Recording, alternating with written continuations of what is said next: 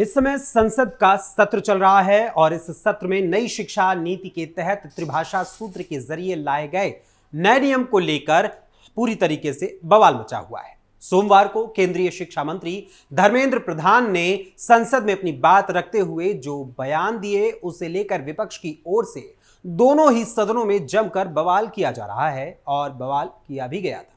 और इस बवाल के बीच कांग्रेस के राष्ट्रीय अध्यक्ष मल्लिकार्जुन खड़गे ने शिक्षा मंत्री का इस्तीफा मांगना शुरू कर दिया है, मगर ऐसी भाषा का इस्तेमाल करते हुए उन्होंने ये इस्तीफा मांगा और साथ ही चेयरपर्सन के लिए ऐसी भाषा का इस्तेमाल किया जो सदन की गरिमा के पूरी तरीके से विपरीत है और कांग्रेस के अहंकार को भी उनका ये शब्द यानी जो शब्दों का चयन उन्होंने किया वो शब्दों का चयन पूरी तरीके से कांग्रेस के अहंकार को जाहिर करता है।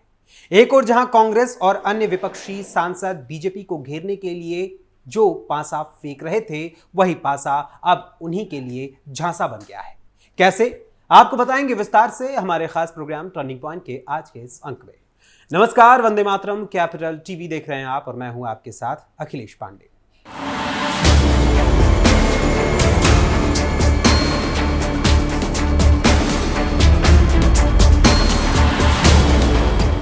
सबसे पहले बात करते हैं केंद्रीय शिक्षा मंत्री धर्मेंद्र प्रधान के उस बयान की जिसको लेकर विपक्ष अपनी तुष्टीकरण की सियासत खेल रहा है और साथ ही जनता को भरमाने की राजनीति को भी लगातार भुनाया जा रहा है। दरअसल केंद्रीय शिक्षा मंत्री धर्मेंद्र प्रधान ने नई शिक्षा नीति में 3 भाषा नीति यानी त्रिभाषा सूत्र को लेकर चल रहे विवाद पर तमिलनाडु में सत्ताधारी पार्टी डीएमके की कड़ी आलोचना की थी। लोकसभा में अपने संबोधन के दौरान उन्होंने कहा था कि डीएमके बेईमान है और तमिलनाडु के छात्रों के भविष्य की कीमत पर राजनीति कर रही है। शिक्षा मंत्री धर्मेंद्र प्रधान ने लोकसभा में अपनी बात रखते हुए कहा था कि डीएमके का काम भाषा विवाद पैदा करना है और इस मुद्दे पर पार्टी राजनीति कर रही है। डीएमके एक अलोकतांत्रिक और असभ्य पार्टी है।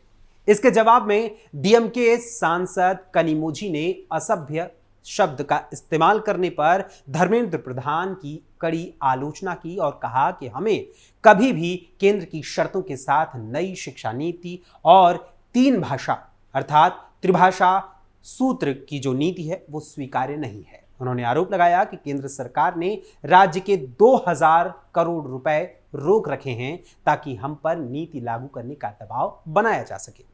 कनिमोझी ने कहा कि राज्य के सीएम स्टालिन अपनी आपत्तियों से शिक्षा मंत्री और प्रधानमंत्री दोनों को अवगत करा चुके हैं। वहीं दूसरी ओर कनिमोझी के आरोप का जवाब देते हुए धर्मेंद्र प्रधान ने कहा कि अगर मेरी किसी बात से डीएमके के साथियों को दुख पहुंचा हो तो मैं अपने शब्द वापस लेता हूं। हालांकि उन्होंने जोर देते हुए कहा कि राजनीतिक दबाव के चलते डीएमके सरकार पीएम श्री और नई शिक्षा नीति को अपनाने से इनकार कर रही है, जबकि पहले ये लोग इस पर अपनी सहमति जता चुके हैं। इसके बाद चेयर की ओर से बताया गया है कि मंत्री के बयान के उस हिस्से को रिकॉर्ड से हटा दिया गया है, लेकिन फिर भी डीएमके समेत तमाम विपक्षी सांसद सदन में हंगामा करते रहे और डीएमके चूंकि खुद भाषा का विरोध करते हुए हिंदी भाषा के विरोध के आधार पर ही वो खड़ी हुई है और इसी वजह से वो जमकर इस पर सियासत कर रही है। लेकिन इसके साथ ही डीएमके का साथ दे रही है कांग्रेस, जो खुद इस त्रिभाषा सूत्र के पक्ष में कभी रही है लेकिन आज उसी डीएमके का साथ देकर इस भाषा के विरुद्ध खड़ी है। राज्यसभा से डीएमके का वॉकआउट। उधर राज्यसभा में भी डीएमके ने 3 भाषा यानी त्रिभाषा नीति और परिसीमन के मुद्दे को उठाने के बाद वहां से वॉकआउट किया था। स्वास्थ्य मंत्री जेपी नड्डा ने वॉकआउट को लेकर विपक्ष की आलोचना की थी और आलोचना करते हुए कहा था कि उन्हें स्थगन प्रस्ताव के लिए नोटिस देने से पहले नियम पढ़ना चाहिए।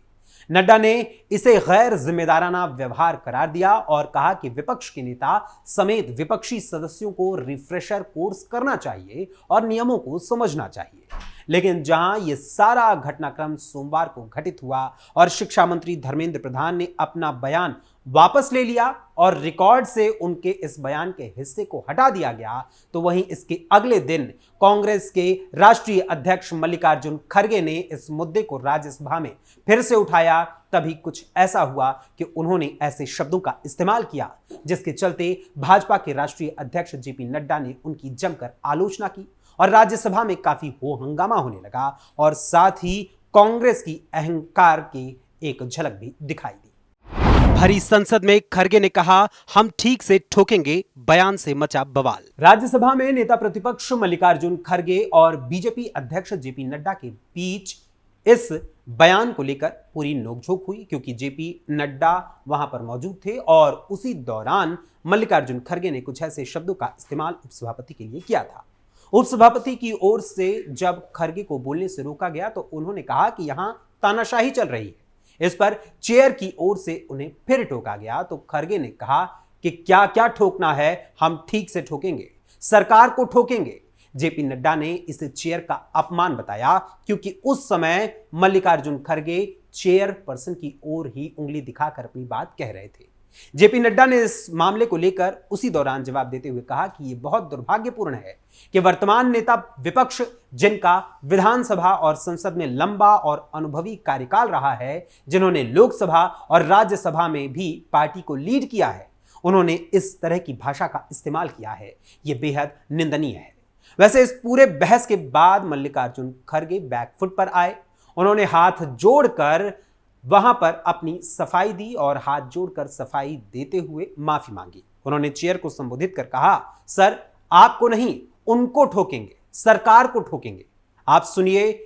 इसके बाद उपसभापति ने सदन के नेता जेपी नड्डा को बोलने का मौका दिया।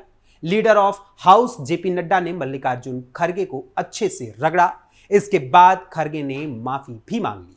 हालांकि उन्होंने चेयर से माफी मांगी, सरकार से नहीं। आखिर भरी संसद में ऐसा क्या हुआ, उसकी झलक आप खुद देख लीजिए। मुझे 1 मिनट देंगे आप?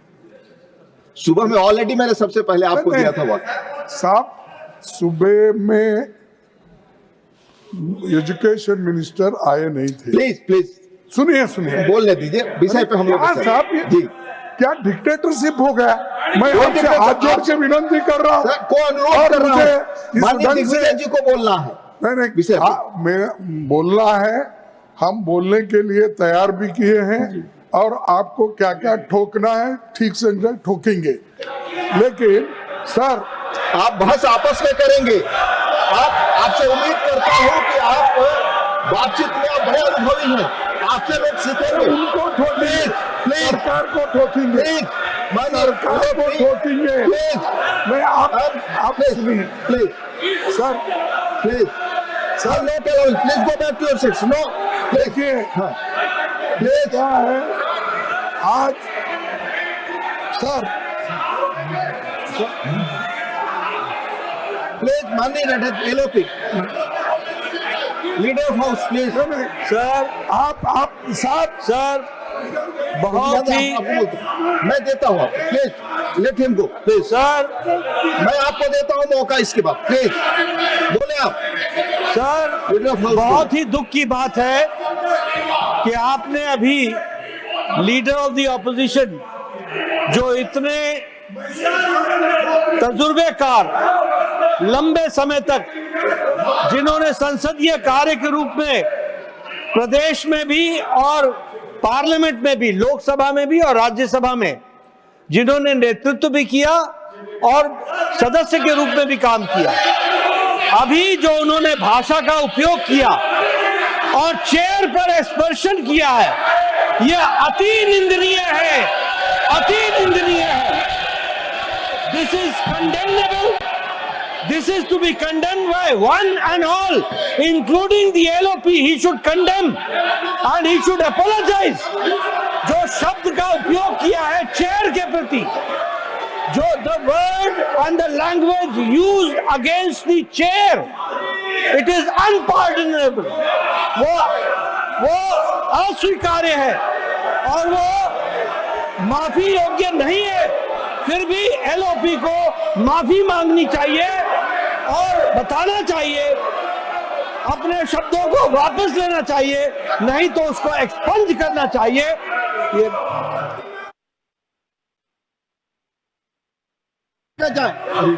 प्लीज मिस्टर तिरचुसे, प्लीज मैं अलाउ करूंगा माननीय एलओपी कि आप अपनी अपनी सीटों पे जाएं। प्लीज जाएं अपनी सीटों पे। Please take your seats. This is not your seat, Mr. Vaiko. Please go back to your seat. No. I have not to go back to your seat. No. Please go back to your seat. माननीय NOP बोलना चाहते हैं। Sir, मैं माफी चाहता हूं, मैं कभी आपके लिए नहीं बोला, मैं सरकार के पॉलिसी को हम ठोकेंगे ये कहा। माफ करना, अगर आपको मेरे बातों से अगर ठोस लगी है तो मैं आपसे माफी मांगता हूं, मैं सरकार से नहीं। आप वरिष्ठ हैं। अरे सुनो, बार बार क्या पुकार दे। सर, मेरे को ये कहना है कि इस देश के एक भाग को और एक भाग के जनता को अगर आप उनके स्वाभिमान को ठेस लगाने की बात करेंगे और आप ये कहेंगे कि अनकल्चर्ड, अनसिविलाइज्ड और वो मानव नहीं है, अगर ऐसा कहते हैं तो आप मंत्री से इस्तीफा लो। देश को डिवाइड करने की बात कर रहे हैं, देश को तोड़ने की बात कर रहे हैं और देश को डिवाइड कर। Please, no, I'm not allowing that. Please, nothing is going on. Party के एमपी। वहीं मल्लिकार्जुन खड़गे ने इस वीडियो के 46 सेकंड के एक अंश को सोशल मीडिया प्लेटफॉर्म एक्स पर साझा करते हुए अपने एक्स हैंडल पर ट्वीट कर लिखा, मेरे को यह कहना है कि इस देश के एक भाग की जनता को अगर आप उनके स्वाभिमान को ठेस पहुंचाने की बात करेंगे, अगर आप ये कहेंगे कि वो अनकल्चर्ड और अनसिविलाइज्ड हैं, तो आप मंत्री से इस्तीफा लो। मोदी सरकार देश को डिवाइड करने की बात कर रही है, ये देश को तोड़ने की बात कर रहे हैं।